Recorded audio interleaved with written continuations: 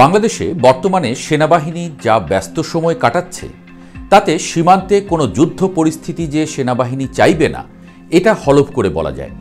কিন্তু Arakan army যেন পায়ে পাড়া দিয়ে ঝগড়া করতে চাইছে। ঝগড়া না বলে যুদ্ধই বলা হয়তো ভালো।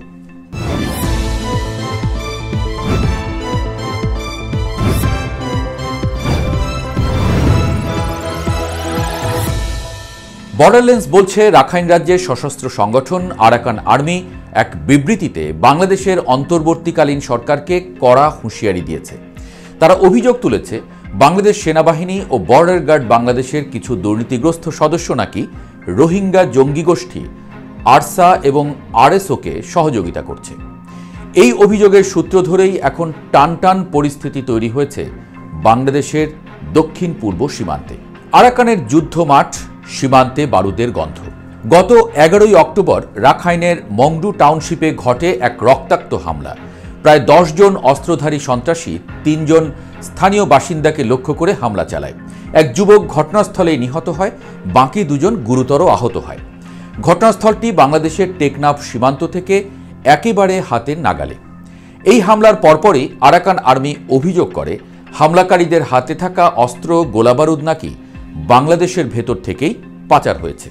তাদের দাবি বিজিবির কিছু অসাধু কর্মকর্তা অস্ত্র, খাদ্য ও চিকিৎসা সহ নানা সহায়তা দিচ্ছে এসব জঙ্গি গোষ্ঠীকে। এমনকি ড্রোন বা রাডার তথ্য পাচার করা হচ্ছে সীমান্তের ওপারে। এসব অভিযোগ একেবারে নাটকীয় শোনালেও রাখাইন রাজ্যের বর্তমান ভূরাজনৈতিক বাস্তবতায় অস্বাভাবিক নয়। বড় শক্তিদের বড় মাঠ রাখাইন। রাখাইন বা আরাকান রাজ্যকে ঘিরে এখন কার্যত আন্তর্জাতিক শক্তিগুলোর গ্রেট গেম বা বড় খেলা চলছে। এই অঞ্চলে পাওয়া গেছে তেল, গ্যাস ও মূল্যবান খনিজ সম্পদের বিশাল মজুদ। ফলে এখানে চীনের চোখ স্থির, ভারতের কৌশলগত তৎপরতা বেড়েছে, আর যুক্তরাষ্ট্র বঙ্গোপসাগর দখলের প্রতিযোগিতায় পিছিয়ে নেই। চীন ইতোমধ্যেই আরাকান উপকূলে কিয়াও কফিউ বন্দর প্রকল্প এবং গ্যাস পাইপলাইন চালু করেছে, যার মাধ্যমে ইউনান প্রদেশে সরাসরি তেল গ্যাস পৌঁছায়।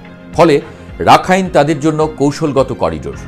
চীন চায় এই এলাকা নিজেদের প্রভাব বলয়ে রাখতে এবং তার জন্য স্থানীয় জনগোষ্ঠীগুলোর সঙ্গে সম্পর্ক রাখায় তারা পিছপা নয়। অন্যদিকে ভারতও কালাদান মাল্টিমোডাল ট্রানজিট প্রকল্পের মাধ্যমে মিজোরাম হয়ে সোজা বঙ্গোপসাগরে পৌঁছতে চাইছে। এতে রাখাইন রাজ্যের স্থিতিশীলতা ভারতের স্বার্থে, কিন্তু তারা এটাও চায় বাংলাদেশ যেন অতিরিক্ত প্রভাবশালী না হয়ে ওঠে। অন্যদিকে যুক্তরাষ্ট্র চায় বঙ্গোপসাগর এবং আন্দামান অঞ্চলে চীনা প্রভাব ঠেকাতে নিজের উপস্থিতি জোরদার করতে। এরই মধ্যে তাদের থিঙ্ক ট্যাঙ্কগুলো ডেমোক্রেটিক করিডোর ধারণা নিয়ে কাজ শুরু করেছে, যেখানে আরাকানকে ব্যবহার করা হবে চীনের বিরুদ্ধে কৌশলগত চাপ হিসেবে। বাংলাদেশ যেন স্যান্ডউইচ। এমন এক জটিল ভূরাজনৈতিক মানচিত্রের মাঝেই রয়েছে বাংলাদেশ। টেকনাফ মংডু সীমান্তে প্রতিদিনই গুলির শব্দ শোনা যাচ্ছে। মাঝে মাঝে মর্টার এসে পড়ছে বাংলাদেশের ভেতরে। শত শত রোহিঙ্গা গুলি বোমা এড়িয়ে বাংলাদেশের দিকে ঢুকতে চাইছে। আরাকান আর্মির যোদ্ধারা বাংলাদেশি জেলেদের নৌকা আটকে দিচ্ছে, কখনো ধরে নিয়ে যাচ্ছে সীমান্তের ভেতর থেকে। এই অবস্থায় বাংলাদেশের পার্বত্য অঞ্চলও চরম ঝুঁকিতে। পাহাড়ি সীমান্তের ভেতর দিয়ে অনুপ্রবেশ বেড়েছে, মাদক ও অস্ত্র পাচারের রুটগুলো ফের সক্রিয় হয়েছে। স্থানীয় প্রশাসন বলছে তারা সীমান্তে নজরদারি বাড়িয়েছে, কিন্তু বাস্তবে আরাকান আর্মির গুলির আওয়াজ প্রায় প্রতিদিনই শোনা যাচ্ছে। আরাকান আর্মি শুধু সীমান্তে গুলি চালাচ্ছে না, তারা এখন কূটনৈতিকভাবেও আগ্রাসী। তারা বলছে বাংলাদেশের অভ্যন্তরে কিছু দুর্নীতিগ্রস্ত সেনা কর্মকর্তা নাকি আমাদের শত্রুদের সহায়তা দিচ্ছে। এই বক্তব্যের মাধ্যমে তারা বাংলাদেশের অভ্যন্তরীণ ভাবমূর্তি নিয়েও আঘাত হানার চেষ্টা করছে। কার লাভ, কার ক্ষতি? বিশ্লেষকরা বলছেন এটা কোনো বিচ্ছিন্ন ঘটনা নয়, বরং বৃহত্তর খেলাটা হচ্ছে বাংলাদেশকে চাপে রাখা। বাংলাদেশকে দক্ষিণ পূর্ব সীমান্তে ব্যস্ত রাখা গেলে ভারতের বাকি সীমান্তে বেশি চোখ বসানোর প্রয়োজন পড়ে না আদতে। চীনও চায় না বাংলাদেশ পশ্চিমা জোটের দিকে বেশি হেলে পড়ুক। আবার যুক্তরাষ্ট্রও চায় না চীন রাখাইন হয়ে বঙ্গোপসাগরে অবাধে প্রবেশ করুক। ফলে এই অদৃশ্য দড়ি টানাটানির মাঝে আরাকান আর্মি হয়ে উঠেছে এক প্রক্সি প্লেয়ার। তাই আরাকান আর্মি ধরাকে সরা জ্ঞান করছে, রাগঢাক না রেখেই মন্তব্য করে যাচ্ছে বাংলাদেশকে নিয়ে। তাদের রাজনৈতিক সংগঠন আরাকান ন্যাশনাল কাউন্সিল দাবি করছে তারা রাখাইনকে সম্পূর্ণ মুক্ত অঞ্চল হিসেবে প্রতিষ্ঠা করতে চায়, কিন্তু বাস্তবে তারা সীমান্ত জুড়ে আগ্রাসন বাড়াচ্ছে, যার সরাসরি চাপ পড়ছে বাংলাদেশের উপর। বাংলাদেশকে রক্ষাই এখন মূল চ্যালেঞ্জ। এই মুহূর্তে বাংলাদেশের সেনাবাহিনী এবং বিজিবি এক ধরনের দ্বিমুখী পরিস্থিতিতে। একদিকে সীমান্ত রক্ষার দায়িত্ব, অন্যদিকে কূটনৈতিক চাপ। কারণ যুদ্ধ চাইছে না কেউই, কিন্তু যুদ্ধ তাদের ঘরে এসে ঠক ঠক করছে যেন। আরাকান আর্মি এখন স্পষ্টতই উস্কানি দিচ্ছে।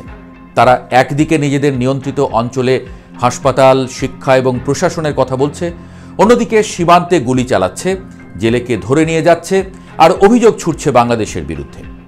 বাংলাদেশের পক্ষে এখন সবচেয়ে গুরুত্বপূর্ণ বিষয় হচ্ছে সীমান্তে স্থিতিশীলতা বজায় রাখা এবং এই সংঘাত যেন বড় কোনো আন্তর্জাতিক ইস্যুতে পরিণত না হয়। রাখাইন এখন দক্ষিণ পূর্ব এশিয়ার নতুন যুদ্ধক্ষেত্র, যেখানে চীন, ভারত, যুক্তরাষ্ট্র, মিয়ানমার, এমনকি কিছু পশ্চিমা গোয়েন্দা সংস্থাও নিজেদের ছক কষছে। আর এই অগ্নিসাগরে বাংলাদেশের দক্ষিণ সীমান্ত যেন এক ভাসমান আগুনের রেখা। আরাকান আর্মি যতই বলুক তাদের উদ্দেশ্য শান্তি, বাস্তবে তারা বাংলাদেশের স্থিতিশীলতার জন্য এক নতুন হুমকি।